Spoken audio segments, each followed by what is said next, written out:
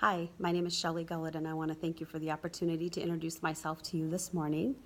Um, First of all, my past experiences. I have a unique path that led me to the field of education. I have a bachelor's degree with a double major from Grand Valley State University in recreational therapy and psychology. That's where I began working in mental health. I worked at Pine Rest Christian Hospital on the child and adolescent unit, as well as on the New Focus unit, which was a crisis unit for adults experiencing mental health issues in Fremont, Michigan. So both of those I planned, led, organized small group and one-on-one activities with the patients. I also worked in healthcare marketing for a few years, and then I decided it was time to stay home with my children, so I ran a part-time daycare out of my home, which is where I began to further develop my interest in education. I received a lot of feedback from some of the parents of the children I watched, but also some of the parents of the children that I taught in Sunday preschool. The feedback was that I had some really great qualities and characteristics of a teacher, and people wondered if I'd ever considered that. So I actually did. And I went back to school at Aquinas and earned my master's degree in education with a major in learning disabilities. So since then, I've been working in the field of education as a special education teacher. East Grand Rapids is a wonderful district. I would like to work in East Grand Rapids because you do have a reputation of a strong community support for your public education, as well as strong successes of your students.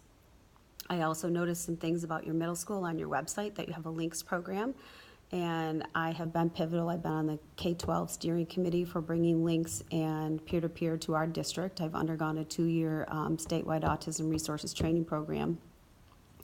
As well as I noticed you have something called the Kabuki coin, and I thought that was really great because it focuses not only just on academic success or athletic successes, but on character and noticing when students do something good. That's something I'd really like to be a part of. My special education experiences, I am a resource room teacher, so I've taught classes actually at the resource room level in math and English subjects. I've also co-taught for many years with many different teachers, primarily in the subjects of English and math, but also some social studies as well. Very little science, but I am highly qualified at this point for all 4 subject areas. I have been nominated and given an award by my fellow teachers called the Got Caught Award, which I can explain to you a little bit more in depth. But I was recognized for my tireless work with students as well as the district as a whole. I do see myself as someone who looks at the bigger picture wherever I work, and I feel like it's very important to get involved not only in just your classroom with your students, but the bigger, wider community where you work. So you can see from my resume that I have a lot of experience there. Why am I the best candidate? I feel that for 2 reasons. One reason is I do have unique experiences. I have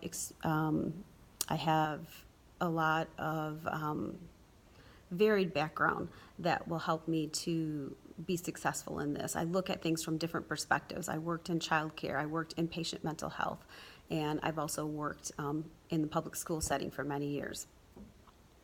I also believe that this is a time of year that's maybe not very common to be hiring teachers and to be making the switch. So I feel that whoever you hire is going to need to be someone who has some self-confidence, who has the experience, and is able to make that transition smoothly at the beginning of the year.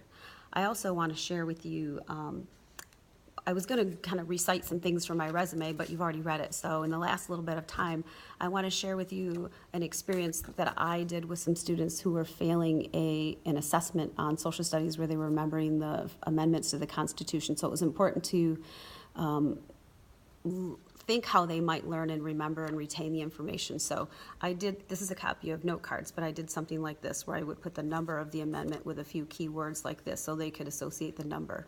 So this is the First Amendment with our basic freedoms.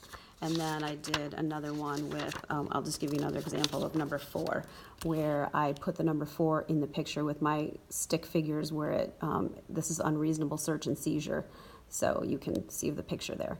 But the students did great on the assessment. They were all failing it beforehand. After we studied and worked through this visualization process, I think the lowest grade was somewhere around a B minus. So that's just an example. So thank you for the opportunity again, and I would love to hear from you soon.